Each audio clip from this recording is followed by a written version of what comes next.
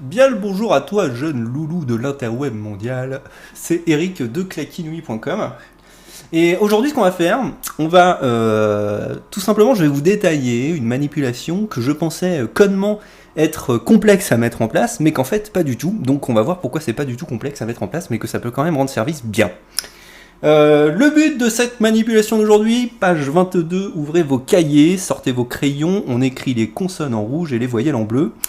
Ce qu'on va faire, c'est qu'on va tout simplement... Donc on va dire que tu as une connexion VPN, donc un abonnement à un prestataire qui te permet d'avoir ça, que ce soit iPredator, ViperVPN, tout ce que tu veux. Et ce qu'on va faire, c'est faire en sorte que tu puisses utiliser cette connexion sur l'ensemble des machines qui constituent ton réseau local. Alors en ce qui me concerne, comment le réseau est fait chez moi ? En gros, donc on va le faire ici, on va le faire avec des icônes. Donc ici, imagine, c'est ma Freebox. Ensuite, on a le Mac Mini, le MacBook.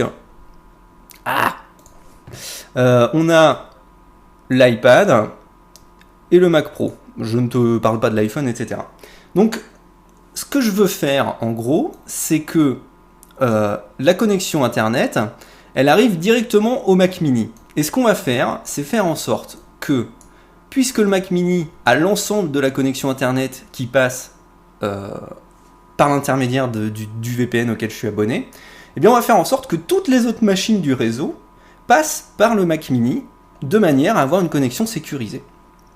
Tout comme le Mac Mini. Donc en gros, Mac Mini, MacBook, Mac Pro et iPad auront une connexion qui passera par l'intermédiaire du VPN. Et ça, c'est plutôt cool. Donc je pensais que c'était compliqué, puis en fait pas du tout, et tu vas voir pourquoi. Donc on va se rendre sur le Mac Mini. Il est où ? Il est là. Hop, on diminue ça. Ah bah non, c'était pas ça que je voulais diminuer. Voilà. Non plus. Non plus. Ah putain. Casse-toi. Casse-toi. Donne-moi. Voilà. Et voilà. Putain, on va y arriver. Allez, bonhomme. Allez, voilà.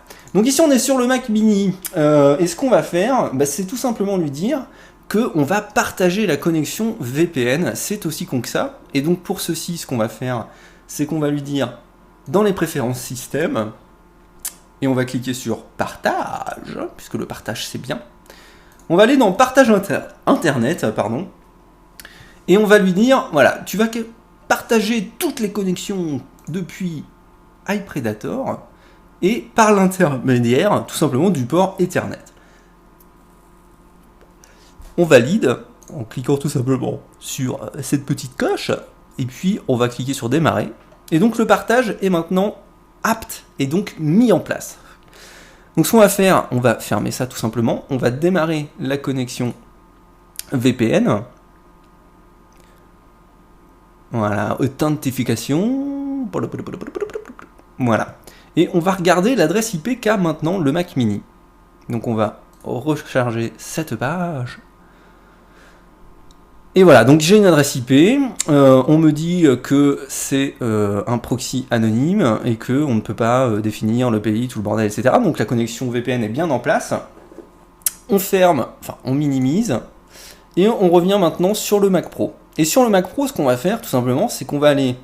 Alors ça, c'est une manip qui sera à faire sur l'ensemble des machines que tu possèdes à la maison. Et on va lui dire tout simplement, non c'est pas dans partage, c'est dans réseau. Et ici on a la connexion Ethernet qui est pour l'instant configurée par l'intermédiaire du DHCP, le Dynamic Host CP. Et on va lui configurer ça manuellement. Donc on va dire que le Mac Pro a maintenant l'adresse IP 192.168.1.22, vous voyez. Le sous-réseau est bon, et c'est là que c'est le grand changement, le grand chambardement. C'est-à-dire qu'ici, normalement, tu as l'adresse IP de ton routeur ou de ta box. Et ce qu'on va faire, c'est qu'on va lui donner l'adresse IP du Mac Mini dans mon cas. Mais dans ton cas, c'est plutôt l'adresse IP donc, de la bécane sur laquelle tu as iPredator ou ton VPN. Et sur lequel tu viens de configurer le partage de connexion. On applique. Alors, le conseil que je peux te donner, c'est de configurer le partage de connexion sur la bécane qui est le plus souvent allumée chez toi, si jamais tu n'as pas une bécane qui tourne en permanence. Donc, on applique. On va... Hop. Allez. Voilà. On ferme. Et normalement maintenant, si on va sur Firefox, on recharge cette page incroyable. Et voilà, on voit que l'adresse IP est bien la même que celle que j'ai sur le Mac Mini. Donc toutes les connexions vers Internet du Mac Pro vont désormais passer par le Mac Mini et vont a fortiori, par voie de conséquence quelque part, être protégées, cryptées par l'intermédiaire du VPN. Donc en fait, le point le plus important qu'on va revoir tout de suite, le point le plus important qu'il faut que tu retiennes, en gros, c'est que sur toutes les machines pour lesquelles tu veux que la connexion passe par la connexion sécurisée de ta machine principale, eh bien pour toutes ces machines, il faut que tu configures l'adresse IP du routeur comme étant en fait celle de la machine qui partage le réseau. Donc ici, j'ai l'adresse IP du Mac Mini sur mon réseau local. Donc tu fais ça pour l'iPad, tu fais ça pour ton MacBook, pour ton autre iMac, pour toutes les bécanes que tu veux pour avoir une connexion sécure, et ça devrait roxer sans problème. Alors il y a un downside cependant. En fait, ce qu'il faut que tu saches, c'est que bien entendu, si le Mac Mini ne fonctionne plus, si la connexion du Mac Mini ne fonctionne plus, ou bien tout simplement si ton ordi maître, donc celui qui partage ta connexion VPN, est éteint, et bien sûr tu n'as plus Internet. Donc dans ce cas-là, ou bien tu relances ta bécane, ou bien tout simplement tu remets l'adresse IP de ton routeur de manière classique. Tu peux même créer des configurations si l'envie t'en prend quelque part, j'ai envie de dire, de manière à pouvoir basculer très facilement d'une connexion sécurisée à une connexion qui ne l'est pas.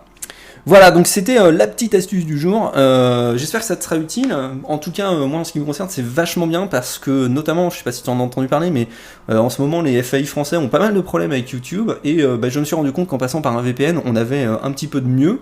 C'était pas la panacée non plus, mais ça marche quand même beaucoup mieux que sans le VPN. Donc voilà, ça te permet d'avoir une connexion décente et intéressante à exploiter sur l'ensemble des machines de ton réseau, de ton parc, en ne payant qu'un seul abonnement à un prestataire VPN. Voilà, j'espère que cette astuce t'a plu et je te fais de gros bisous et à très bientôt sur le blog. Ciao!